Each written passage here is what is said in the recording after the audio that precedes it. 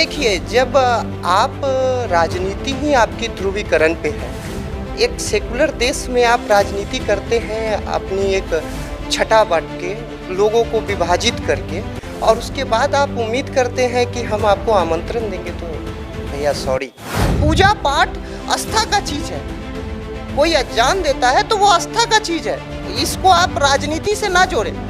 और सॉरी वैसे राजनीतिज्ञों को जो देश के युवाओं के भविष्य पे नहीं चर्चा कर रहे हैं, देश के शिक्षा पर व्यवस्था पर चर्चा नहीं कर रहे हैं, और आदमियों को माइंड सेटअप को इधर से उधर डाइवर्ट करने की कोशिश कर रहे हैं। अगर उनको नमाज पे बात करनी है, उनको पूजा पाठ पे बात करनी है, तो वो मंदिर के पुजारी बन जाए ना, मस्जिद के मौलाना बन जाए। वो क्यों प्रधानमंत्री की कुर्सी पे बैठे हुए हैं? सबसे बड़ी बात है कि हम लोग एक मित्र हैं, हर एक जाति का सम्मान करते हैं, अनेकों भाषाओं का देश है ये, और सबका सम्मान बराबर होना चाहिए। ये जहर से काम नहीं चलेगा, और एक दिन इसके लिए भाजपा को पछताना पड़ेगा। ये जो नीति अंग्रेजों की नीति ला दी है इन्होंने, फूट डालो राज करो, ये नीति नहीं ज़्यादा दिन चलने वाली है बिहार में और प्रदेश में और देश में। चाचा पलटते रहते हैं, चाचा जी का बात बहुत निराला है, वो कुर्सी से प्यार करते हैं। नमस्कार, आप देख रहे हैं NBC 24, मैं रत्नेश पांडे। देखिए, बिहार में इन दिनों इफ्तार पार्टी कार्यक्रम चल रही है, और इफ्तार पार्टी के बहाने तमाम राजनीति उठापटक चल रही है। बीते दिनों आपने देखा किस प्रकार से जीतन राम मांझी ने इफ्तार पार्टी कार्यक्रम रखा, कांग्रेस ने भी इफ्तार पार्टी कार्यक्रम रखा, जिसमें खास तस्वीर जो हमें दिखी वो नेता प्रतिपक्ष तेजस्वी यादव, मुकेश सहनी, चिराग पासवान, ये तमाम लोग मौजूद थे। इस तमाम गतिविधि पर एक नई राजनीति जो है उसकी सुगबुगाहट कहीं ना कहीं लोगों के मन में ये बैठ रहा है कि आखिर ये हो क्या रहा है इफ्तार पार्टी के बहाने। इसी सिलसिले में बातचीत करने के लिए हमारे साथ कांग्रेस के बिहार कांग्रेस के मीडिया प्रभारी के वाइस प्रेसिडेंट हैं पुष्कर जी हैं। क्या कहेंगे पुष्कर जी, जिस तरीके से जो चीज़ें हो रही हैं, कांग्रेस में कल मुकेश सहनी आए, चिराग पासवान आए, क्या नई राजनीति की सुगबुगाहट हो रही है क्या? सबसे पहले तो मैं आपके तमाम दर्शकों का हार्दिक अभिनंदन करता हूं।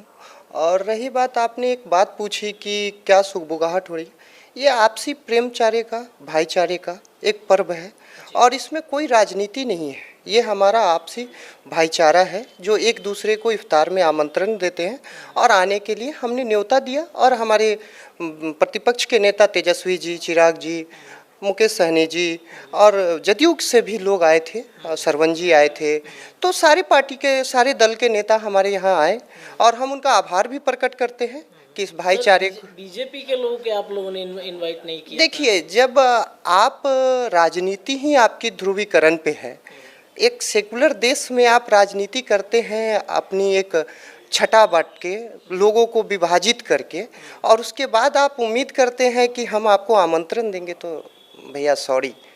और सॉरी इसलिए क्योंकि आपकी जो सिद्धांत और विचार है, सावरकर जी वही सावरकर हैं जो वीर सावरकर कहलाते हैं आज भाजपाइयों के नज़र में।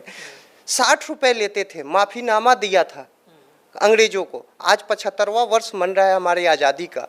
इस गौरव वर्ष में भी बीजेपी आज राजनीति कर रही है जाति से, धर्म से, और आप कह रहे हैं हम उनको न्योता क्यों नहीं दिया। हमने तो अपना ये फ़र्ज निभाया है, वो आए चाहे नहीं आए वो उनकी जिम्मेवारी, लेकिन हमने उनको न्योता दिया, लेकिन वो नहीं आए तो भी बढ़िया, आए तो भी बढ़िया। ये आपसी प्यार और भाईचारे का है। जो नफरत की राजनीति करते हैं वो क्यों आए? जी। अच्छा, एक सवाल ये है मेरा कि बीजेपी के नेताओं को हमने देखा आरजेडी के इफ्तार पार्टी में गए थे, शहनवाज हुसैन जी, उसके बाद जदयू में गए थे, जीतन राम मांझी की आवाज़ पे भी गए थे। कांग्रेस से क्या दिक्कत है बीजेपी? सबसे बड़ी बात यहाँ पे ये उभरती है कि वो उनसे जुड़ना और पसंद कर रहे हैं, ठीक है, लेकिन हमारी को चीर पर तो दंदी समझते हैं, ठीक है, और हम हैं भी। अगर उनको आज आँख से आँख उनके झूठी बातों को, झूठे वादों को अगर आँख से आँख मिला के कोई पूरे देश में अगर उम्मीद करके और उम्मीदों के साथ खड़ा है, तो एक है हमारे जननायक आदरणीय श्री राहुल गांधी जी, हमारे बिहार प्रदेश के तमाम नेता, हमारे अध्यक्ष मदन मोहन झा जी, और तमाम छोटे मोटे बड़े सारे नेता हमारे आज भी अगर कदम और कंधा मिला के आज उनकी नीतियों के खिलाफ कदम से कदम मिला के खड़े हैं। उनके जो राजनीति कर रहे हैं, ध्रुवीकरण कर रहे हैं, उसके खिलाफ हम लोग हमेशा खड़े हैं। इसके कारण उन लोगों का अपना स्टेटमेंट है, अपनी पहल है। आना भी भाई साहब को अच्छा नहीं लगा, तो अब हम इसमें तो कुछ अपनी टाक टिप्पणी नहीं। अच्छा, एक सवाल ये है पुष्कर जी कि देश में भी जो चीज़ें चल रही हैं, लाउड स्पीकर को लेकर के विवाद छिड़ रहा है, इस पे क्या कहना चाहेंगे आप? मित्र, आप एक बात सोचिएगा, बहुत ही वाजिब बात है कि इंडिया में बेरोजगारी दर, ठीक है, चरम सीमा पे है, पिछले 45 साल का रिकॉर्ड तोड़ चुका है, ठीक है। आज हमारे यहाँ महंगाई की मार है। आज 20% का इजाफा ट्रक एसोसिएशन ने किया है। क्यों? क्योंकि टोल टैक्स और डीजल और पेट्रोल की कीमत बढ़ी है, ठीक है। दूसरी बात ये भी देखिएगा, शिक्षा का स्तर क्या हो गया है। एक अभी बिहार में आपने कल ही न्यूज़ पढ़ा होगा कि बच्चे नदी के बहते नालों का पानी पी रहे थे। ये बिहार शिक्षा की बात कर रहा हूँ, बिहार के सरकारी स्कूलों के बच्चे पी रहे थे। कल के आज के डेट में भागलपुर का पुल बनते बनते ध्वस्त हो गया है, ठीक है। इन मुद्दों से ध्यान भटकाने के लिए ये जातिगत लाउड स्पीकर, अनजान, मैं भी ब्राह्मण फैमिली का बच्चा हूँ, ठीक है। मैं भी हर सप्ताह में पिछले 8, 9, 10 सालों से मैं हर मंगल को मैं हनुमान चालीसा पढ़ता हूँ, फास्ट रखता हूँ। अब ये मैं पब्लिक को रोड पे जाके ये थोड़ी कहूँगा कि मैं हनुमान चालीसा पढ़ता हूँ भाई। मैं ये लिख के थोड़ी चलूँगा शिलापट पे अपने कि मैं भक्त हूँ और हनुमान का भक्त हूँ। ये दिखाने की चीज़ नहीं होती है। पूजा पाठ आस्था का चीज़ है। कोई अज्ञान देता है तो वो आस्था का चीज़ है, इसको आप राजनीति से ना जोड़े। और सॉरी, वैसे राजनीतिज्ञों को जो देश के युवाओं के भविष्य पे नहीं चर्चा कर रहे हैं, देश के शिक्षा पर, व्यवस्था पर चर्चा नहीं कर रहे हैं, और आदमियों को माइंड सेटअप को इधर से उधर डाइवर्ट करने की कोशिश कर रहे हैं। जो आज के युवा शिक्षा पर ना बात करें, महंगाई पे बात ना करें, रोजगार पे बात ना करें, स्वास्थ्य पे बात ना करें। और हमारे राजनीतिज्ञ जो अभी सत्तासीन हैं, वो ये नहीं समझ पा रहे हैं कि उनको कुर्सी किस लिए मिली है। अगर उनको नमाज पे बात करनी है, उनको पूजा पाठ पे बात करनी है, तो वो मंदिर पे के पुजारी बन जाए ना, मस्जिद के मौलाना बन जाए। वो क्यों प्रधानमंत्री की कुर्सी पे बैठे हुए हैं? उन्होंने कहा था कि अगर देश में हम नहीं कुछ हुआ तो हम झोला उठा के, तो झोला उठा के जाओ ना भाई। अब कितनी देश की दुर्दशा करोगे? रेल बेच दिया, भेल बेच दिया, एयरपोर्ट बेच दिया। अब क्या क्या बचा हुआ है? कुछ बचा हुआ है जो हमने 70 साल में खरीदा, बनाया मेहनत से?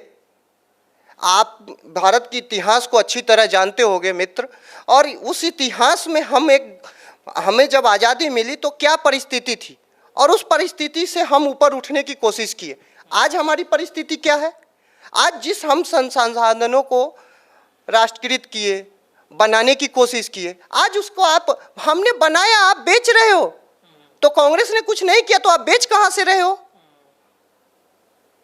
सबसे बड़ी बात है ये कि ध्रुवीकरण करनी चाह रही है भाजपा की इस मानसिकता को एक जहर घोलना चाह रही है भारतीयत्व में। सबसे बड़ी बात है कि हम लोग एक मित्र हैं, हर एक जाति का सम्मान करते हैं, अनेकों भाषाओं का देश है ये, और सबका सम्मान बराबर होना चाहिए। ये जहर से काम नहीं चलेगा, और एक दिन इसके लिए भाजपा को पछताना पड़ेगा। ये जो नीति अंग्रेजों की नीति ला दी है इन्होंने, फूट डालो राज करो, ये नीति नहीं ज़्यादा दिन चलने वाली है बिहार में और प्रदेश में और देश में। धन्यवाद। हालांकि नीतीश कुमार ने तो इसका समर्थन नहीं दिया है। अरे नीतीश चाचा का तो एक ही बात हम आपको बताते हैं, जब CA और NRC का विरोध हो रहा था तो वही प्रशांत किशोर जी ने आवाज़ उठाया तो उनको पार्टी के प्रदेश उपाध्यक्ष के पद से बाहर कर दिए। चाचा पलटते रहते हैं। चाचा जी का बात बहुत निराला है, वो कुर्सी से प्यार करते हैं, तो उनके बारे में कोई टिप्पणी करना, उनको कुर्सी बचा रहना चाहिए। एक लास्ट सवाल ये है कि मुख्यमंत्री जी को अब राष्ट्रपति के लिए ये किया जा रहा है कि राष्ट्रपति बनेंगे, राज्यसभा की तरफ जाएंगे, क्या लगता है आपको? देखिए, हमारे देश के पहले राष्ट्रपति थे डॉक्टर राजेंद्र प्रसाद जी, और उनके जब रिटायरमेंट राष्ट्रपति पद से वो इस्तीफा देके और बिहार के हमारे प्रदेश कार्यालय सदाकत आश्रम में अपना जीवन यापन किया। और देश का और प्रदेश का, अगर हमारे नीतीश चाचा, देखिए राजनीति अलग जगह पे है, अगर प्रदेश का प्रतिनिधित्व करते हैं और राष्ट्रपति बनते हैं तो उनके लिए उनको धन्यवाद है। धन्यवाद। चलिए, बहुत बहुत शुक्रिया हमारे साथ बातचीत करने के लिए। पुष्कर जी थे। तमाम खबरों के लिए जुड़े रहिए NBC 24 के साथ। बहुत धन्यवाद सभी दर्शकों का।